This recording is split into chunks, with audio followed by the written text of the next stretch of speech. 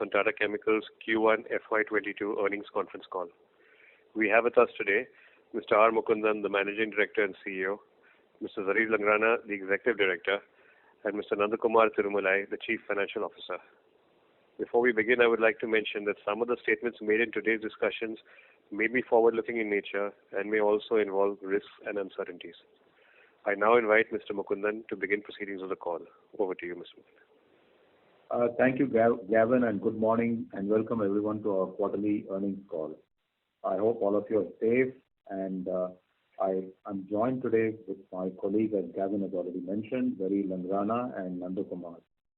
Let me start the discussion with some key operating highlights across business and geographies, after which Nandu will walk you through our financial performance. To begin with, I think what we're seeing from the start of the year, the demand environment across all geographies has been positive. There has been a bit of the demand environment will improve further going forward due to we had a bit of a tough wave 2 in India, and I think we will see sequentially even further improving demand environment going forward. But compared to previous years, certainly the quarter 1 of the current year was a much better demand environment. The volumes have improved substantially, especially in soda ash, and we see across all product categories the volume pickup has been fairly strong. As we said, straight away diving into the challenges, the key challenges would be the rising input energy costs, the issue related to supply chain bottlenecks which are happening mainly in the shipping area, and lastly, the carbon price in Europe, which has shot up to over 50 euros. Broadly, we have always maintained that as the volume picks up, as the utilizations improve, the ability of manufacturers to pass on price increases to customer also improves, and that we are seeing already.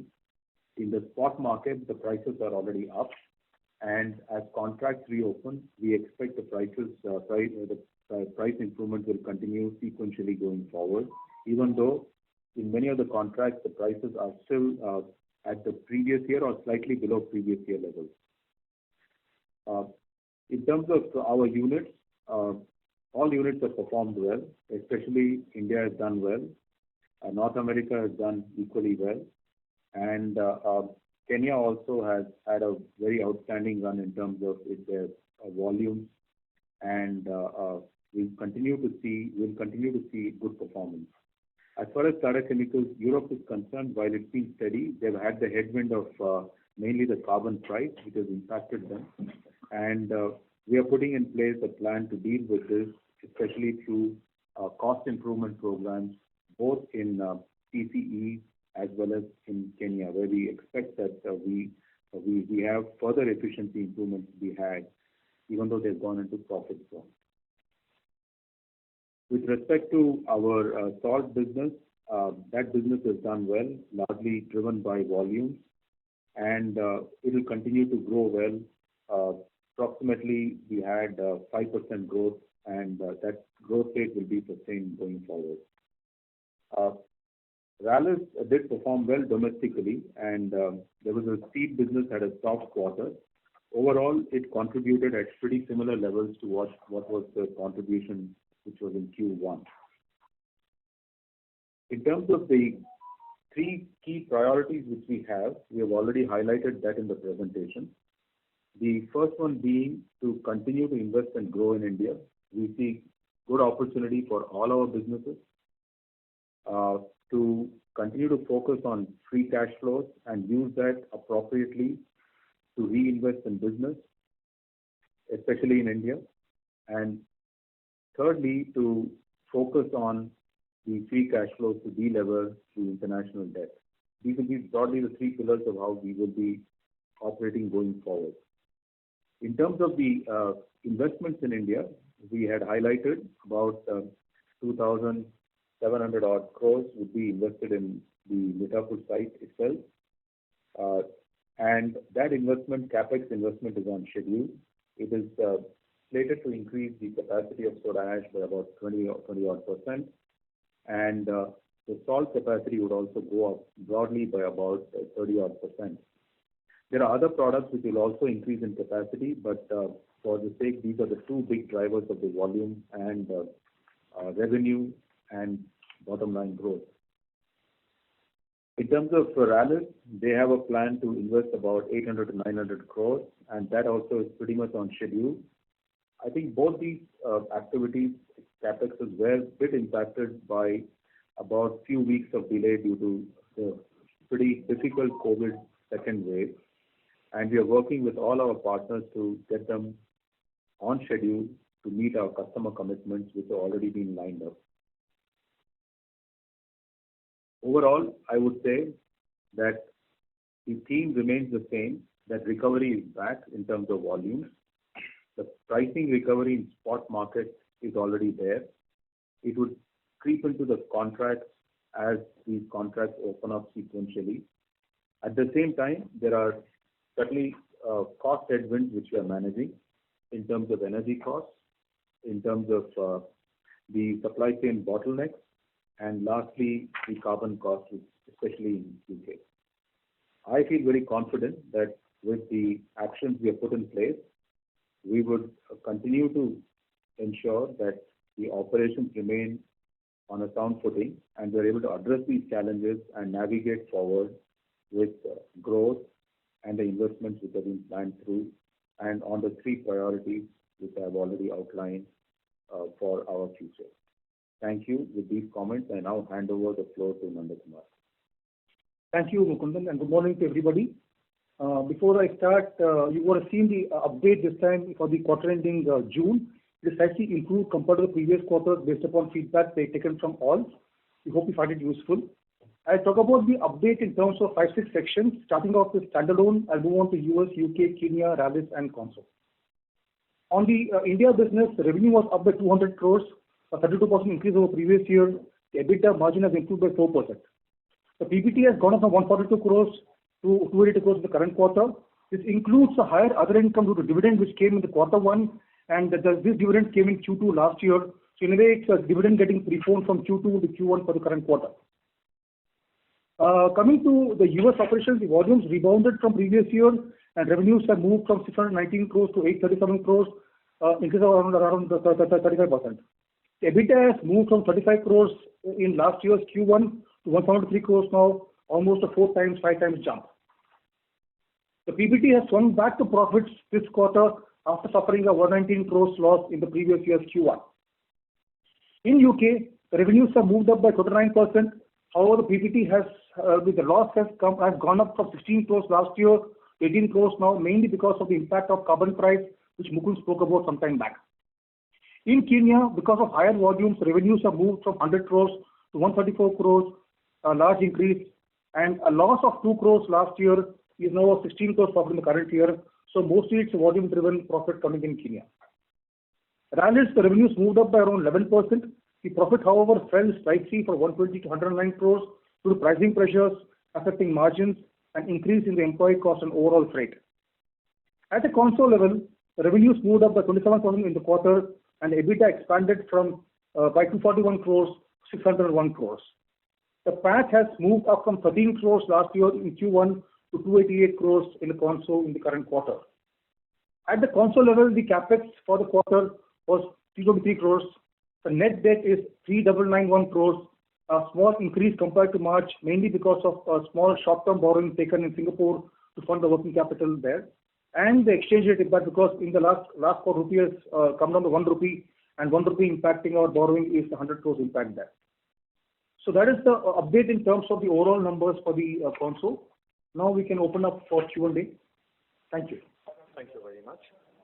Ladies and gentlemen, we will now begin the question and answer session. Anyone who wishes to ask a question may press star and 1 on your touchtone phone. If you wish to remove yourself from the question queue, you may press star and 2. Participants are requested to use handsets while asking the question. Ladies and gentlemen, we will wait for a moment while the question queue assembles.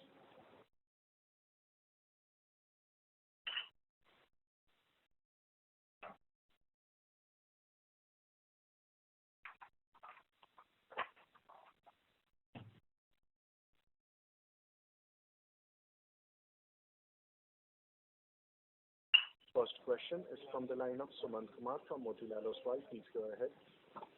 Yeah. Hello, sir. So my question is regarding India business, particularly basic chemistry margin at historically high at 30.4%, and we have seen this kind of margin in Q4 FY18 at 29.7%. So considering the overall higher fuel prices and other raw material prices, can you talk about, apart from operating leverage, any other reason for higher margin? I think broadly it is volumes and also the fact that we have cost efficiencies as we produce more. And from time to time in India, we have been able to take structured pricing adjustments and discount adjustments with customers. Okay, so we can say because of the discount adjustment with the long-term or annual contract or annual contract, that is one of the reasons for the margin expansion? No, I think it's both input side. We have, I would say, some of our inputs have been managed fairly well. The operating efficiencies have been good because of high volume of production. And coupled with that, I think also that in the non-contracted volume, I think the discounts have come down. Even while the list prices would have gone at a slower pace, the discounts would have come down. So I think all these three put together have kept the margin at that level. So what is the mix of the non-contracted business? Sorry? No, I think what is the mix? Varies from account to account. We don't have to say that, but I think as demand environment tightens, usually the discounting reduces as a first step before the prices are increased. And as you know, sequentially in India, we've already had 2 price increases of 1,000 rupees each. And so first step you withdraw the discount, second step you start to increase the prices, and that's really what has happened. So when we have increased the prices, sir, in June, month of June? Yeah, I think month of June, and there's one more which has happened in this quarter. So there will be 2 price increases, one in the previous quarter towards the last month of the quarter, and one more this month. Okay. So, any inventory gain in this in the soda ash business this quarter? No, not too much. It's a normal gain, not extraordinary gain to report actually. Okay. Can you talk about what is the spot market mix rough cut number in India business? Which market? No, in India, I would say, if you for sake of simplicity, India the pricing changes every quarter, so there's a quarterly reset. So India is much more aligned. So as prices move, every quarter the prices do move. So I think you could think in those terms. UK and US are more annual contracts with quarterly resets only for the Asia volumes for US. It's about 20% of the overall number. Okay, and talking about my second question is when we talk about a recovery, is there any pent up demand in the US market or any other market? Because we have seen the TCNA volume of 580k tons. Lastly, we have seen in Q4 FY18. So is there any pent-up demand because market has opened in Q4 and suddenly the demand has surged? So is this kind of demand is going to sustain in the coming quarter or that is going to normalize? Thank you. Demand is going to sustain. There is no issue in terms of the demand environment as we see. Unless we see a very large third or fourth COVID outbreak, that's about it.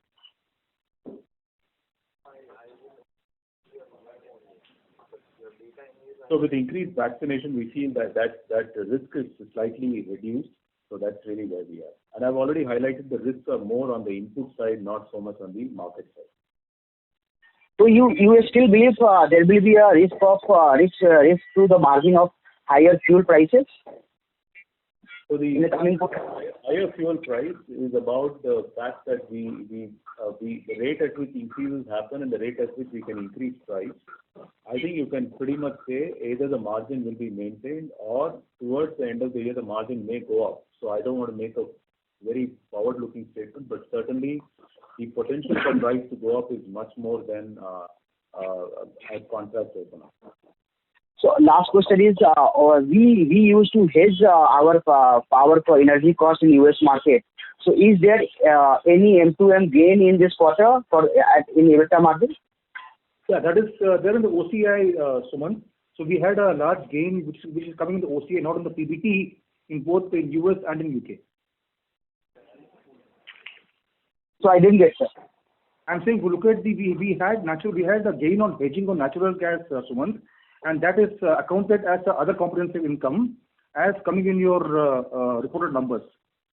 And those were gains made both in US and in UK, because prices went up sharply for natural gas in Q1, as you're aware, and we were generally hedged for the entire year. Okay, so it is shown in the other income you are talking about? Other comprehensive income. Okay. This being a cash flow hedge, Suman, it's not a fair value hedging. So all the gains on gas hedging goes to other comprehensive income and flush back to P&L whenever the actual the entire buying happens. So also all the positions are marked to market every quarter ending, and that goes into OCI. Thank you so much. Yeah. Thank you.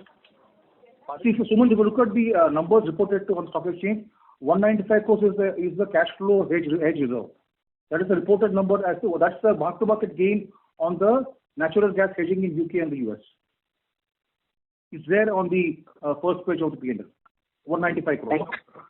Okay, thank you. Thank you. Participants are requested to limit their questions to 2 per participant. Time permitting, you may come back in the queue for a follow-up. The next question is from the line of Zaki Nasir from Northern Investments. Please go ahead. Sir, congrats on a hearty set of numbers for the first quarter. Hello, can you hear me? Yeah. Hello, am I audible? Yeah, now it's better. Thank you. Yes.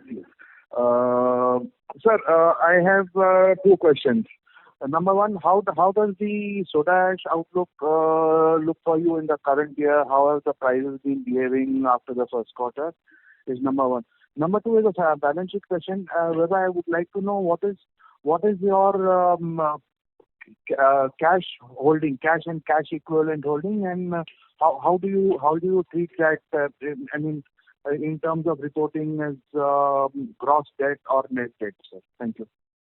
I will cover the question on the cash part. So we had on a console basis cash of 3293 crores. That's the cash on hand, mainly in India, Rallis and other geographies. Net debt is 3991 crores. 3991 crores. That is the net debt after considering the console cash of 3293.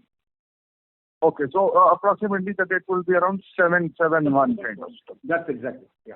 Thank you, sir. That's the console level. At console level, yes. Yeah, thank you, sir. I think that's sufficient. And what about the caustic soda ash prices, sir? How do you foresee these in the current year? Because I think last year they were pretty depressed. So for us, caustic soda is a smaller play. It is not a... No, I'm talking about soda ash, sir. Soda ash prices, as I mentioned, the spot prices are already up. And it varies from market to market. But if you take Southeast Asia market as a benchmark, it is broadly up by about $40. We expect it probably will move up further. The contract prices are what they are. So as I mentioned, the contract prices today are either equal or slightly lower than the previous year. But as contracts open up, depending on the geographies, so the contracts open up in Asia almost every quarter, and the contracts open up in rest of the geographies by Q3 December end. They would all tend to go up in tandem. That's it. And sir, one last question, sir. Tata Chemical has been the holding company for Rallis. There has been a lot of talk in terms of the merger, because there has been a structural change in Tata Chemicals, the merging of consumer and stuff like that. So is there any plan going forward that Rallis will become a part of Tata Chemicals, sir? I'm unaware. If there's any such move, we will announce as per the guidelines of SEBI and stock market. Thank you, sir. Thanks a lot. Thank you. The next question is from the line of Abhijit Akella from IIFL Securities. Please go ahead. Yeah. Good morning, gentlemen. Thanks so much for taking my questions. First, just on the U.S. business, sir, a couple of things. One is regarding, any benefit from the royalty cut that was announced earlier this year. Are we seeing some benefit of that in the margins already, or is that yet to come? And then second, just wanted to check the any potential impact from this, railroad disruption in the U.S. on the West Coast, particularly, in the context of these forest fires, etc.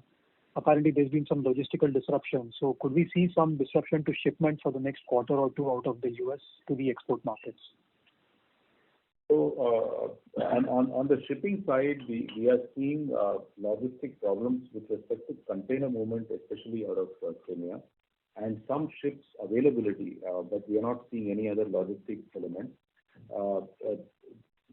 But I think they don't pose a huge challenge because we are now started to move material closer to customers so that we can service the customers much more efficiently. So the issue for us is fundamentally the cost to serve may go up a little bit, but I think we are getting a much higher gain by the customer having seen lesser risk to the supplies from us. So I think we will do whatever it takes to manage this bottleneck, which I mentioned in the opening remarks as one of the three risks. In terms of cost, of course, shipping costs are passed through to customers mostly, so I think that won't affect our overall margin element. In terms of the overall, what is your question on TCNA? You mentioned something about volumes, is it? The royalty rate cut that was announced in January. Royalty, exactly. We are not able to quantify. There will be some benefit, but clearly it depends on the mining plan. And the mining plan through the year is an equalized plan. So there are some places where there's a royalty benefit, some parts where there's no royalty benefit. And because the royalty has gone down, the team is actually working to make sure it can maximize it. But certainly, there's a part of the benefit has flowed into the. Sorry, you said a part of the benefit has flowed in this quarter. Yeah. Okay, got it. And the second thing was just on the soda ash supply outlook. If you could comment a little bit whether you're seeing any signs of life in terms of revival of old project announcements.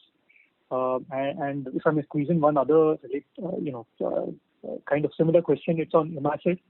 We've seen a sharp jump in profits out there, probably consequent to the jump in phosphoric acid spreads. So how do you see that shaping up? Do you see this as sustainable for, say, the next several quarters at least? So on IMACID, I would say certainly I think it is one of the most efficient producers, just the way our TCNA, Tata Chemicals North America is, because they have access to deposits. And I think they would continue to be the most competitive supplier of phosphoric acid, and we see that the margin maintainability is certainly a positive element there. It can go down a little bit, it can go up a little bit, but it will probably be range bound more or less in terms of elements, except when there is a huge sharp decline in consumption, which is a shock which you get once in 5-6 years, but not every now and then. With respect to the soda ash demand environment, I said it's positive. It was already turning positive towards the Q4 of last year. And Q1 of this year, it has turned more or less positive as vaccinations have picked up. And we see this is return to normalcy. So, and in terms of projects, I think as the demand environment stabilizes, people will re-announce the projects which they have put on the shelf. But I think even if an announcement is made, those projects would take at least 24 to 36 months to even the brownfield to see the capacities coming on stream. So our view remains that at least near term there will be continued environment which will be fairly tight going forward. Unless, as I said, we have a very, very severe fourth or fifth wave which comes in, which is going to happen, unfortunately. But with vaccination, that risk is lower. That's about it.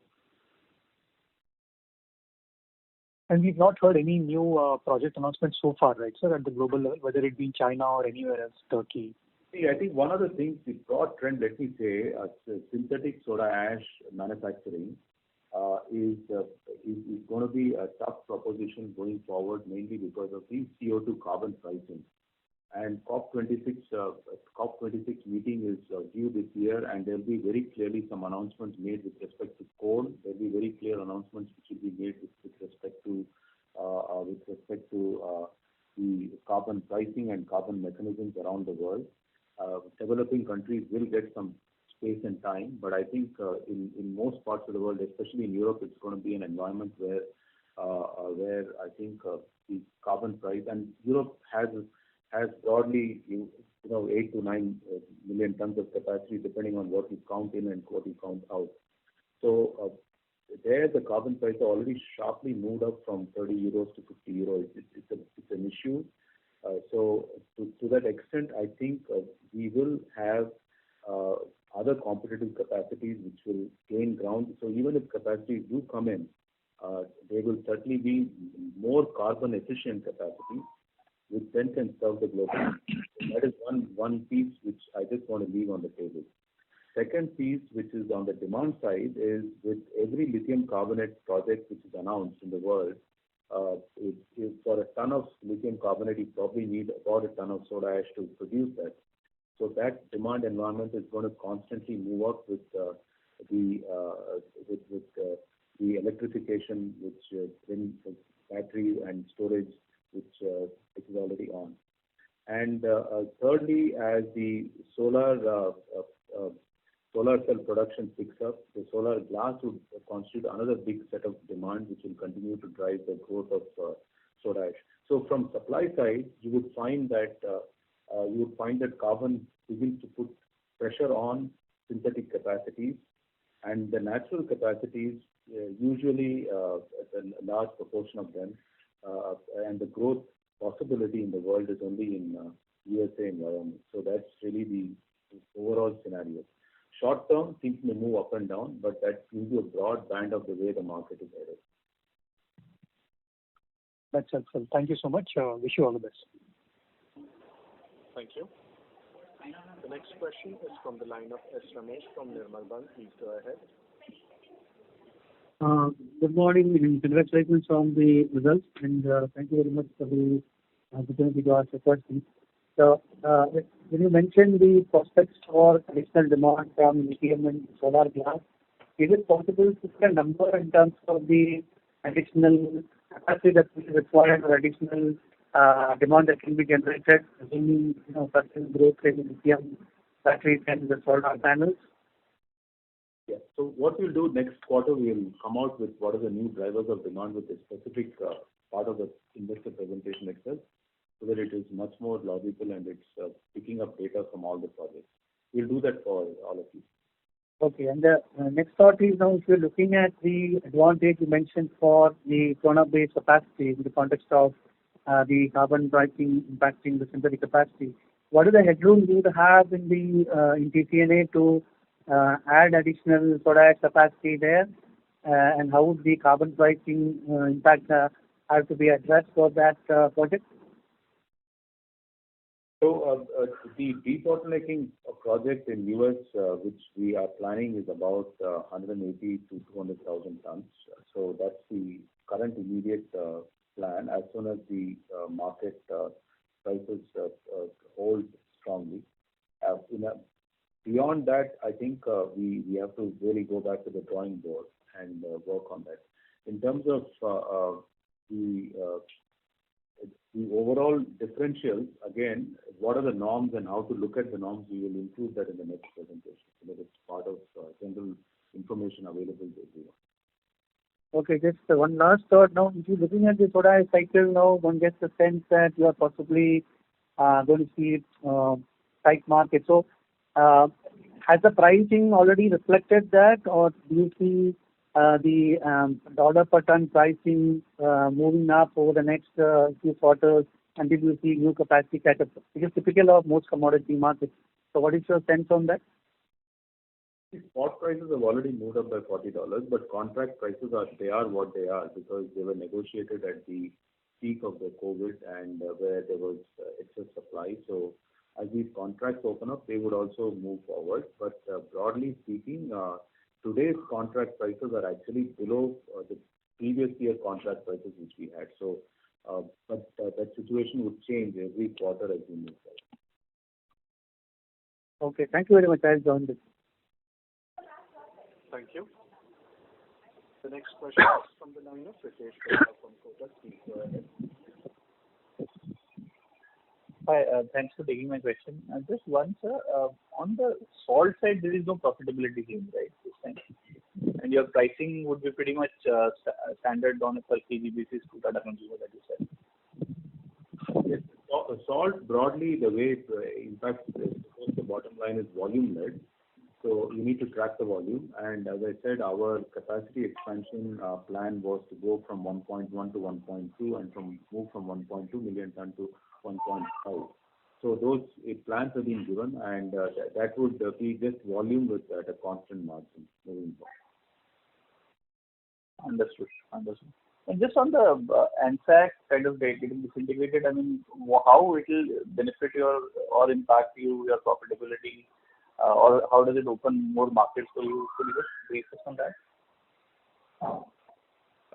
So I think this is fundamentally disintermediation as we move forward. I think as far as we are concerned, when we get closer to consumers and customers, and this has been long-standing request of our customers that they would want to have a direct relationship, and I think it helps us. The second thing is that when you sell through ANSAC, there is no visibility of where our product is going. Now we can build relationships with the customers and manage the customer margin. Portfolio of customer management can be done, so we can evolve in a very different way. If you look at it, right through the pandemic, one of the things which helped this company was a higher proportion of sales to distribution and detergent and container glass. And that, because that is more resilient, because that is more aligned to FMCG demand. So when we have the direct sales, we can also proportionately manage the risk and the cyclicality of businesses. Flat glass generally goes to automotive and real estate, which got impacted very badly due to COVID. Since we had a lesser exposure to that, we were less impacted during COVID as we move forward. So we will be able to do all that on the exports out of USA, which is why this direct connection to customer is important. It is to manage both customer portfolio, also customer margins. And also it's been a long-standing request of customers who want to deal with us directly. Sure, sir. Thank you so much. Thank you. The next question is from the line of Dhavan Shah from ICICI Securities. Please go ahead. Yeah, thanks for the opportunity, sir. So I have two questions. Firstly, about the power and fuel cost. So if I look at, the quarter-on-quarter growth for this quarter, which is roughly 13% in the revenue side, whereas, if I look at the power and fuel cost, it is down by around 9%. And we have seen, the inflation into the power and fuel. So I am unable to understand the delta over here, if you can able to understand. So this is my first question. I mean, if you can share thoughts on that, why the power and fuel cost for this quarter is down by around 9% on QOQ. So I'll explain that, Dhavan. See, if you remember last time in the call we spoke about in US where we had a one-off kind of impact on natural gas hedging in Q4, which is we had about 45 crores last quarter, which is not there this quarter. Last quarter what happened was there was a big freeze which happened where in Texas the gas prices out of the gas supplies coming out of US, the prices spiked for about 3 days, and I think that impact is not there this quarter. So that's one. Two, I think in general as volumes pick up, the efficiencies improve. In fact, at lower volumes, the efficiencies are lower. Okay. I think this kind of delta is maintainable over the coming quarters. I mean, in terms of the power and fuel cost, and we can see some more operating leverage to play out once the volume growth kicks in. So is this the fair understanding? Wherever you see volume growth come on, where additional capacities keep coming on, I think the efficiencies will keep moving much more, it will become more and more efficient. So that's clearly because you're spreading the energy over a larger volume and you're able to throughput more.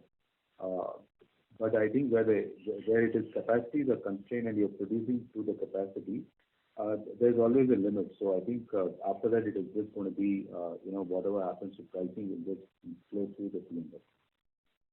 Got it, sir. And my second question is about the contract pricing. So you mentioned that the UK and US both have around 20% of the contracts on the quarterly basis, while the rest is on the annual contract. So roughly, these two geographies constitutes roughly 55% to the basic chem revenue. So is it fair to say that around 55% of the rest business, which is the India and the Magadi, and the rest part of the 20% part of these two geographies, UK and US also, will see a pricing revision from this quarter itself, and we can see realization growth going forward for the next few quarters until we can see some maybe if we can see some pressure in the demand. So UK is 100% contracted. So I think there'll be no reset till Q3 end, which means no reset till December. I had mentioned about 20% of the US capacity is supplied to Asia, where there's quarterly reset, and India and Kenya would more or less be on a quarterly basis. Got it, sir. That's all from my side. Thank you. Thank you. The next question is from the line of Ashutosh S. from Quantum Mutual Fund. Please go ahead. Hello. Yeah. Hello. Yes, please go ahead with your questions. Yeah, so I just wanted an update on the new businesses. If you can throw some light on nutraceuticals and energy business. So on the two new businesses, silica and on the nutraceutical prebiotic business, they have shown a healthy growth, which you can pretty much look at in the standalone numbers. And we are waiting for further customer approvals to ramp up the output. So we would continue to work through that. Quarter one was there was a bit of a slight impact with respect to COVID and some dislocation, which we don't anticipate in quarter two, quarter three. So they will continue to show increasing numbers going forward. So that's about what I can say. And you would also notice in the standalone numbers, they are tending to start to move towards at least becoming less and less EBIT negative, and I think that trend would continue every quarter.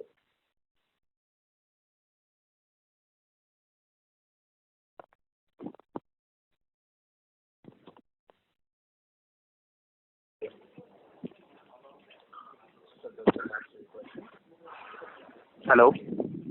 Yes, I've addressed the question. Is there anything specific more? I was asking you on the status of the energy business.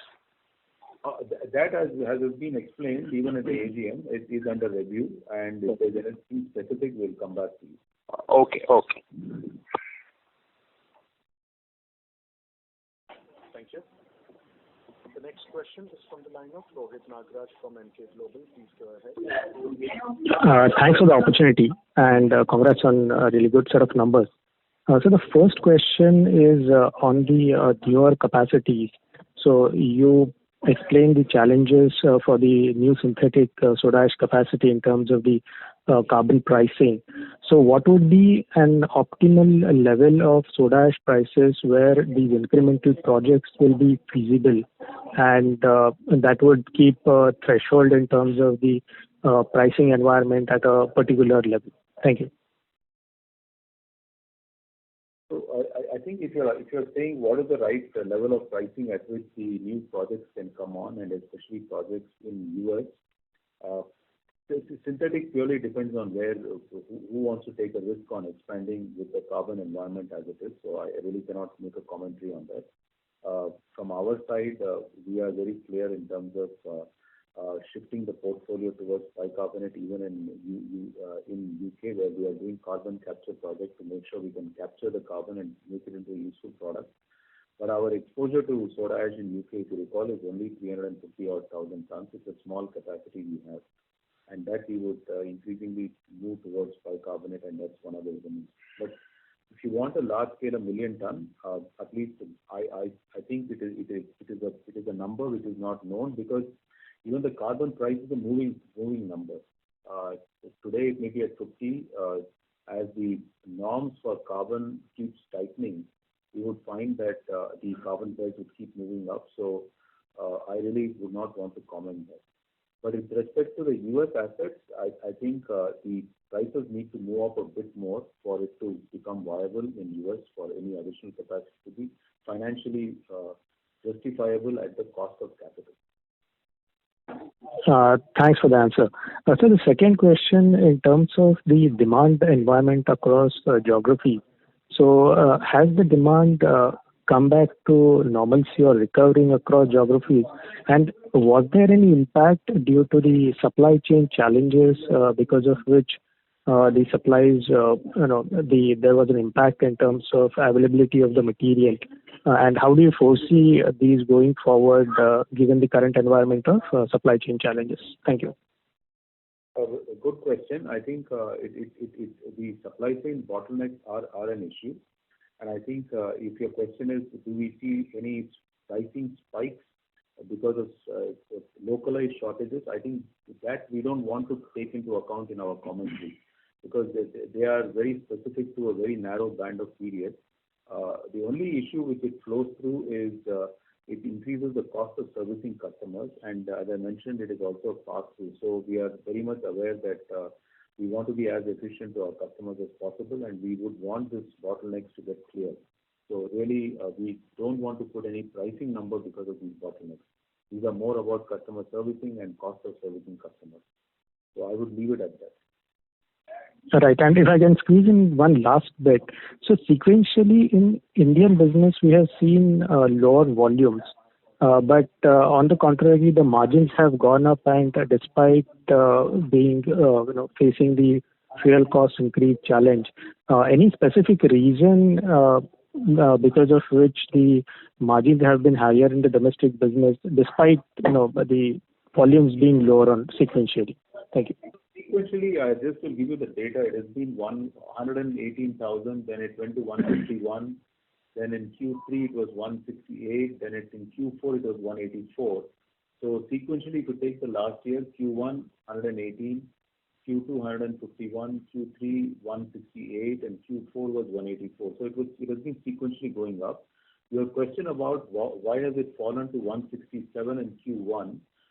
This I mentioned, there was a severe COVID wave number 2, which created issues in the couple of months in the beginning of this quarter, because of which some of the sales could not be done.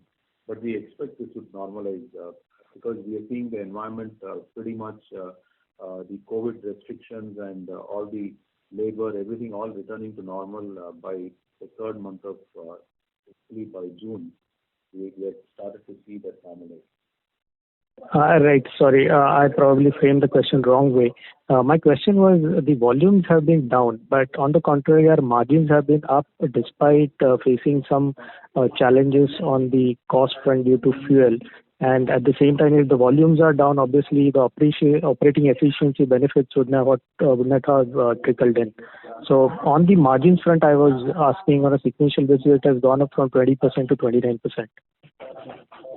Yeah, I think the teams have worked out most optimal operations and contained the cost.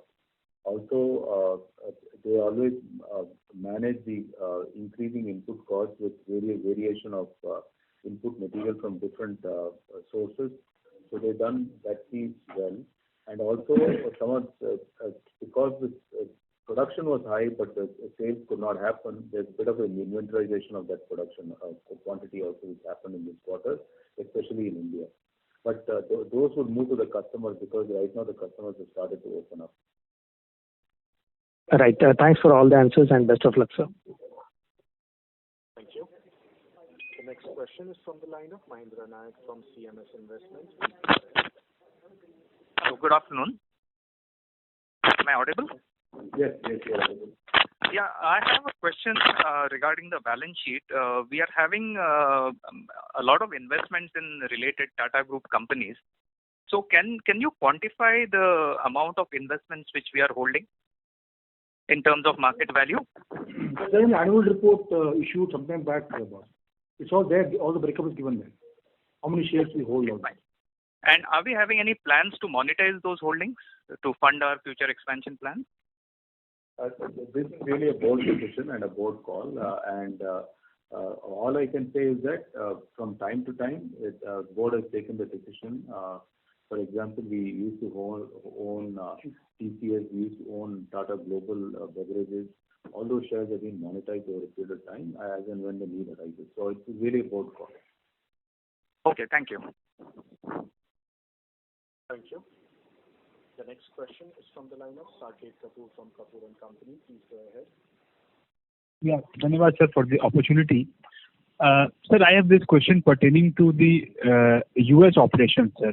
And sir, we took the remaining 25% stake from our JV partner for I think around 1,400 crores.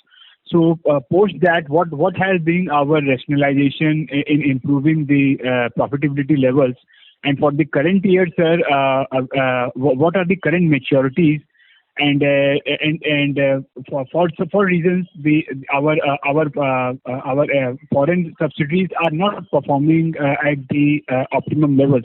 So what are the steps that are in the annual that will improve the profitability both for the US and the UK, and also about this flue gas part of the story, sir, if you could throw some light.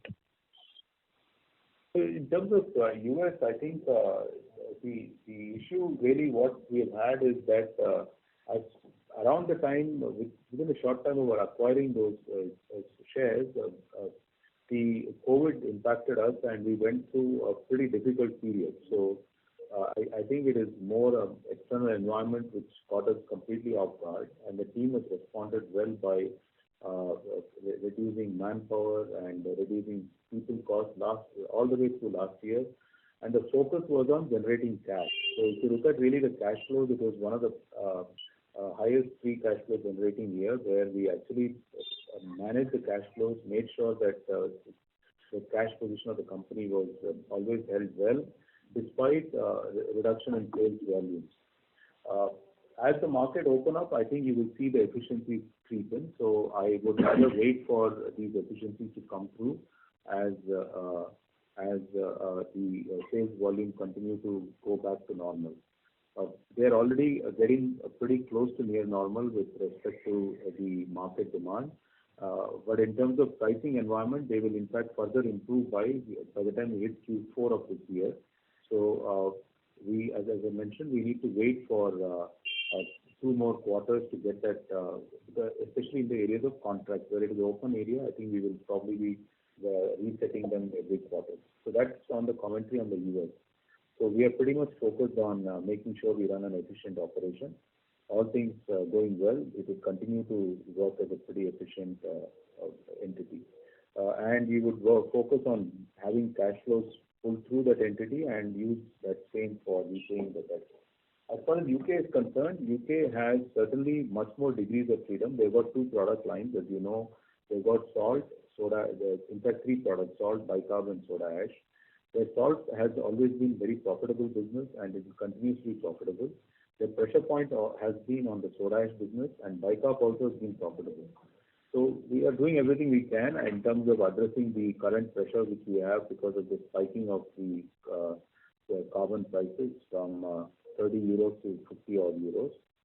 And we are preparing ground by which the transition through this, let's say, carbon transition is done in a very smooth manner. So that's the plan we are working to there. And I said already, the cost and the people rationalization plan are underway in 2 geographies through this year, which is the UK and Kenya.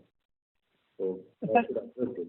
In terms of just a second, sir. So for the UK part, you told that we were collaborating with the government also for some carbon capture story that would play out in the near future.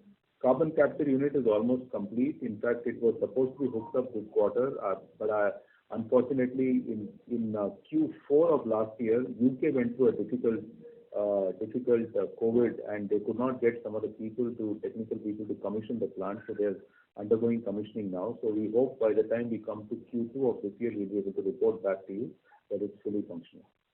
And how is it going to benefit us, sir, this carbon capture story playing out? Margin accretive by what proportion? We'll give you that number separately. Right now, I don't have it, but it's useful to make the bicarbonate product. Right. And now my next part, sir, on the flue gas, and also how are we going to deleverage the US subsidiaries, the loan which we have taken and the current maturity? The US constantly generates a positive cash, and we will use even today, for example, it is sitting on Nandu's cash position. Have you explained that? Yes. We don't get a breakup. So I think it is a positive cash generating unit, and as the unit gets back to normalcy, we'll be in a position to sort of reduce it through the internal cash generation itself. Okay. And on the flue gas part story, sir, for the domestic market, how is the acceptability and the power plant requirement? What kind of the sodium bicarbonate requirement can arise out of this flue gas opportunity? I don't have the exact figure, but it is a new opportunity which has opened up. In fact, NTPC came up with tenders last year, and as the air pollution norms get tighter, it is an opportunity which will grow. We will give the data separately to you. I don't have it readily. Thank you. The next question is from the line of Jigar Shah from Financial Research. Please go ahead. Yeah, thank you, sir, for taking my question. Sir, I wanted a brief medium-term outlook on the specialty products segment. I think Q1 we had a turnover of 57 crores. So what is the medium-term outlook in terms of capacity utilization and further increase in capacity? If you could shed some light, sir. Thank you. Yeah, so I think, as I mentioned, we are at about 60-65% capacity utilization. We have to go to 100 by Q4. So hopefully by Q4 we will be reaching that position with more customer qualification coming on the way, and that's our plan as of now. And the plan is also to make it at least EBIT neutral by, or at least EBIT close to EBIT neutral by Q4, so that we can then talk about what additional capacity needs to go. And so no fresh capex planned at the moment in this division. No, we can put up a new capacity, additional capacity at pretty short notice. Our view has been that first make sure the current unit works and take it to profitability before we move further on this field. Okay. Thank you so much. Thank you. The next question is from the line of Pratik Ratija, a private investor. Please go ahead. Hello. Thank you for the opportunity. Am I audible? Yeah, we can hear you. Go ahead. Pratik, go ahead. We can hear you. Yes, sir. My question is on sodium-ion batteries. There's a lot of research going on about replacing lithium-ion batteries with sodium-ion batteries. So my question is, does Tata Chemicals have any plans to enter into any research of sodium-ion batteries? Yeah. See, we, as I mentioned, that the work is going on in our lab, and as and when anything specific happens, we'll come back to you. But the sodium-ion batteries have some distance to go before they become fully commercialized. Okay, sir. Because one of the largest suppliers to Tesla recently announced that they're planning to commercialize sodium-ion batteries. So just a recommendation to the board to consider this option. And I have a second question about the bromine-based products. I think in the previous conference call you had mentioned that there were some plans to invest in bromine-based products. Do we have an update on this capex? Bromine-based, can you repeat the question? Yeah, my question is about are there any plans for any investments in bromine-based products? Right now, we are producing to capacity, and we have some headroom to move further. But I think the team is evaluating it, and there's nothing specific for me to come back to on that.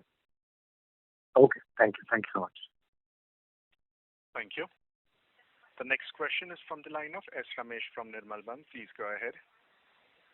Yeah, thank you very much for the follow-up question. Can you quantify the impact of the carbon price movement in the U.K. business? And similarly, what is the benefit you would have got from the royalty reduction in the U.S. business? So in terms of quantification, I would broadly say at the current numbers, the impact would be about 2 million pounds broadly per quarter. That's the additional cost. Yeah, it's range 1 to 2 million pounds, depending upon the carbon prices. Yeah. So you should take it in between, maybe 1.5. But it can vary, Ramesh. And 1 to 2 million pounds. And second thing is, can we quantify the benefit you would have got from the reduction in royalty in the US in the first quarter? Quantify what? The royalty. No, as I mentioned, there is benefit which is flowed in, but we normally don't get into that detail. Okay. Thank you. Thank you. That was the last question. I now hand the conference over to the management for their closing comments. Thank you, everyone. I think what we have seen has been a continuation of what we mentioned right through Q4 of last year. Unfortunately, while the demand environment was improving in Q4, we were impacted by several one-offs, which has not happened in Q1. So Q1 has turned in terms of the operations on a positive side.